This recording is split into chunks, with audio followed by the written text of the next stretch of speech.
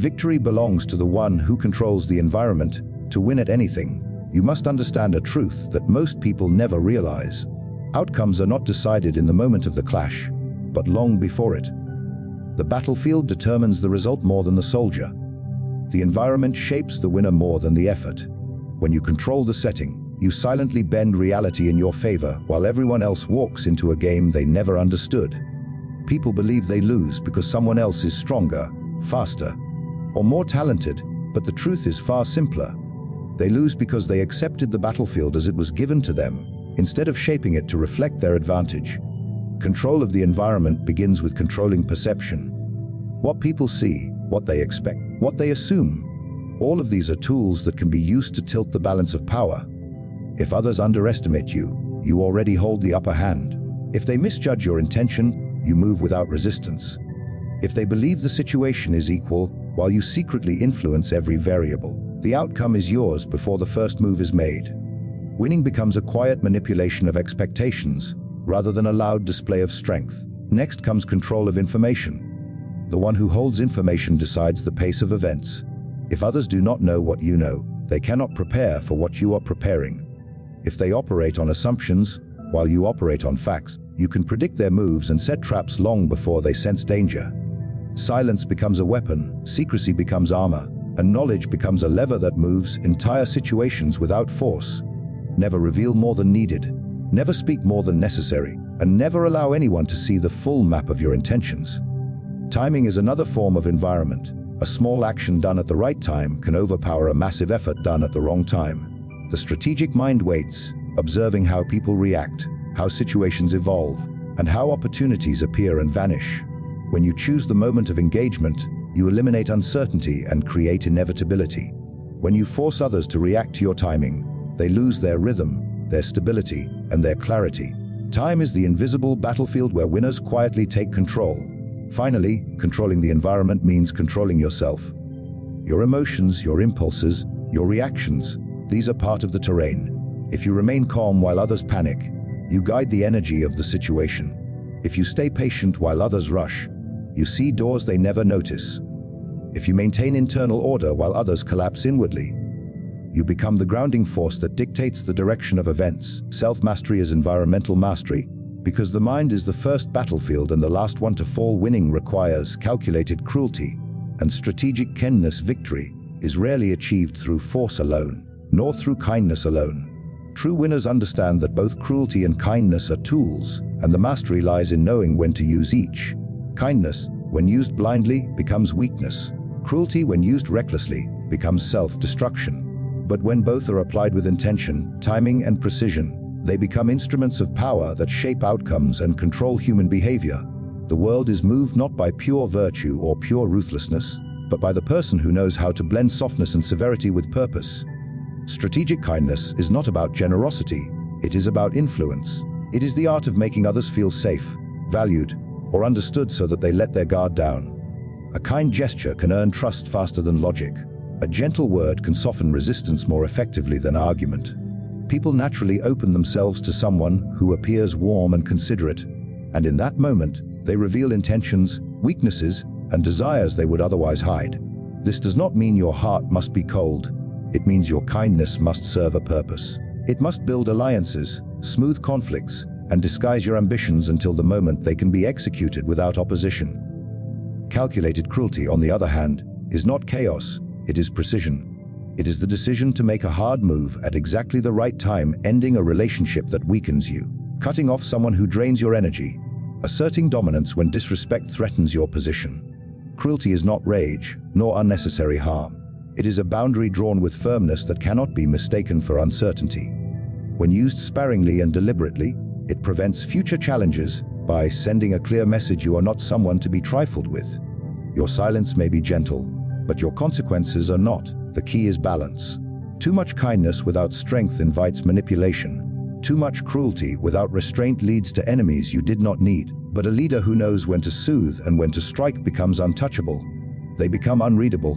They become respected. People do not fear them blindly, nor love them foolishly.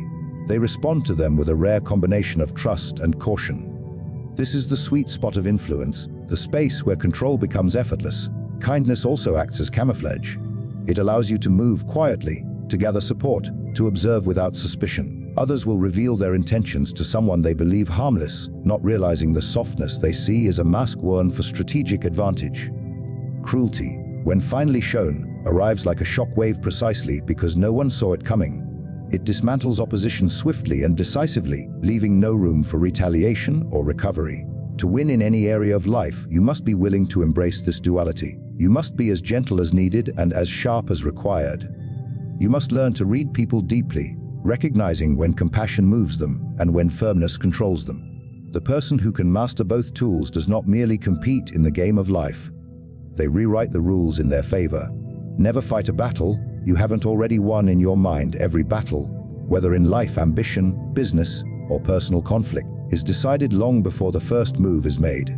The person who walks into a confrontation without preparation walks in defeated, even if they don't know it yet. Victory belongs to the one who has already rehearsed it internally, who has studied the terrain of the situation, who has predicted the opponent's actions, and who has resolved their own emotions before stepping forward. The mind is the true battlefield, and those who master internal warfare rarely lose external ones. Most people react. They rush into arguments, opportunities, and decisions driven by emotion. They believe confidence alone will carry them, or that improvisation will save them when situations turn against them. But reaction is weakness disguised as spontaneity. Real strength is quiet, deliberate, and calculated. The person who wins is the one who has thought through every possible scenario, who has mentally played the game until nothing can surprise them. When you have already lived the outcome in your mind, the real battle becomes nothing more than execution. Preparation is not merely studying facts or gathering information, it is developing psychological advantage. You must understand how others think, how they fear, how they react under pressure. When you predict human behavior, you become immune to manipulation, and you gain the power to manipulate in return. People are creatures of habit, emotion, and insecurity. When you know what someone is likely to do, you can position yourself in a way that ensures any move they make benefits you. Your calmness becomes unsettling to them, your silence becomes powerful, and your certainty becomes intimidating. Winning mentally also means eliminating hesitation. When you've already decided the outcome within yourself, you no longer carry doubt. Doubt is the weight that slows decision-making and clouds judgment. But clarity, earned through internal preparation, allows you to move with a confidence that others mistake for natural talent. It isn't talent, it's foresight. And foresight is one of the most potent weapons in any battle. Even your weaknesses become manageable when you know them in advance. A prepared mind does not hide from weaknesses, it compensates for them. It adjusts the strategy, fortifies the vulnerable areas, and strengthens the position before anyone else notices the gaps. Meanwhile, others expose their weaknesses without realizing it, revealing their emotions, their triggers, and their illusions of strength. Your preparation makes their unpreparedness obvious. When you refuse to fight a battle you have not already won in your mind, you eliminate unnecessary losses. You conserve energy for the battles that matter. You avoid traps disguised as opportunities. You step into conflict with the calmness of someone who knows exactly what will happen, because you have lived it already. The unprepared hope for victory, the prepared ensure it. People follow power, not morality. Power is the silent force that shapes every relationship, every decision, and every outcome in life. People rarely admit it, but they are drawn to strength the way the weak are drawn to shelter. They look for someone who appears certain when they are uncertain, someone who acts with conviction when they hesitate, someone whose presence stabilizes the chaos inside their own minds. Morality, ideals, and good intentions may sound noble, but they do not command loyalty. Only power does. And power is not about domination or aggression. It is about presence, composure, and the ability to remain unshaken when everyone else begins to crumble. People follow what they perceive, not what is true. If you appear confident, they assume you are capable. If you speak with authority, they assume you understand. If you act decisively, they assume you're right. This is why projecting strength is one of the most valuable tools you can master. The world does not reward the most moral person, it rewards the one who can influence the environment with their energy. In moments of pressure, the person who stays calm instantly rises above those who panic. Their stillness becomes a signal of superiority, and without realizing it, others begin to defer to them. Power also comes from emotional control. Most people are ruled by their feelings. They react impulsively, speak without thinking, reveal too much, and shift their behavior based on external chaos. A powerful person does the opposite. They reveal little, listen more than they speak, and allow their silence to do the heavy lifting. Emotional restraint is one of the purest forms of psychological dominance. When people cannot read you, they cannot predict you. When they cannot predict you, they cannot control you. And when they cannot control you, they begin to respect you, even fear you. Another aspect of power is independence. People instinctively trust those who do not seem to need them. When you are not desperate for approval, attention, or validation, you create a natural tension that draws people toward you. Neediness repels, independence attracts. The one who does not chase becomes someone others chase. The one who does not beg becomes someone others admire. The one who remains detached becomes someone others cannot easily influence. Independence is magnetic because it signals that you possess internal strength, a source of stability that others wish they had. Certainty is the final ingredient of perceived power.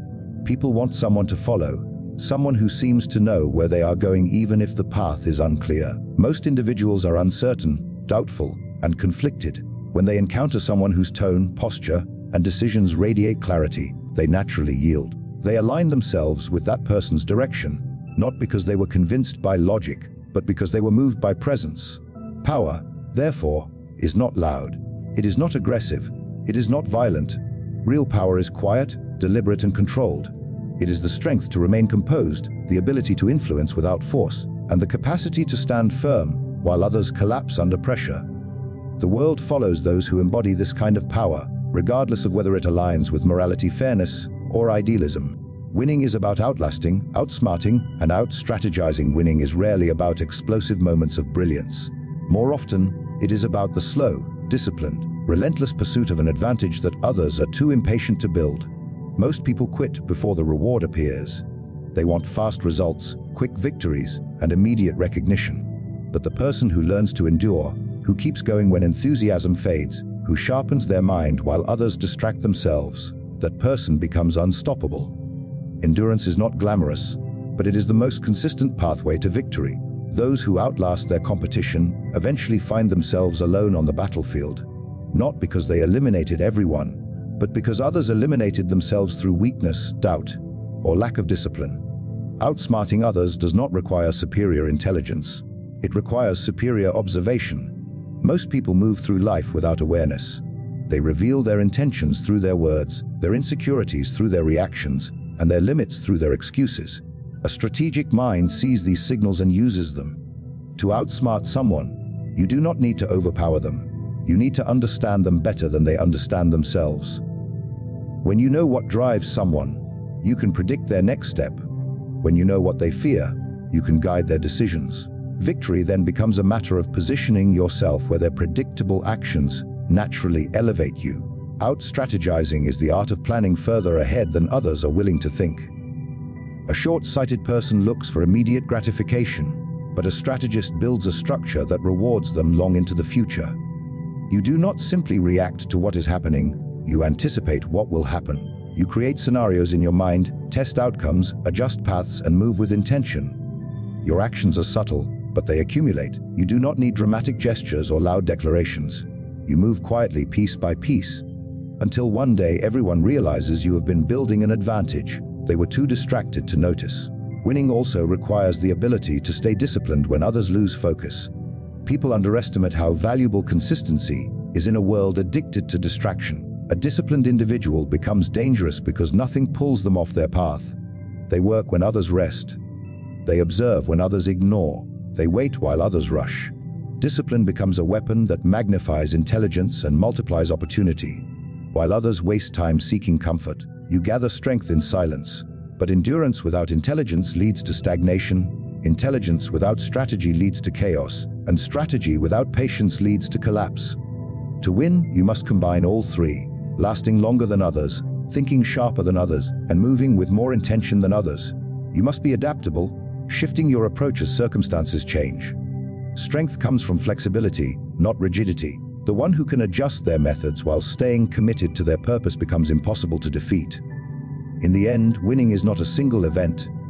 It is a mindset, a way of moving through the world with quiet persistence and calculated intent. The ones who succeed are not always the most gifted or the most privileged. They are simply the ones who refuse to stop, who study the game deeper than anyone else, and who position themselves so intelligently that victory becomes the natural continuation of their preparation. Winning is never the result of chance, luck, or talent alone. It is the outcome of a deliberate mindset, one built on control, strategy, patience, and psychological mastery. Those who win understand people, shape environments, prepare their minds long before taking action, and balance strength with subtlety. They move with intention, act with clarity, and refuse to enter battles they are not ready to dominate. Victory becomes a natural extension of their discipline and foresight. When you learn to see the world as a game of strategy rather than emotion, and when you act from a place of power rather than impulse, you position yourself above the chaos that consumes everyone else. Winning, then, is not a moment, it is a way of living, a quiet authority that grows from the inside out, and a commitment to outthinking, outlasting, and out-strategizing every obstacle that stands in your path.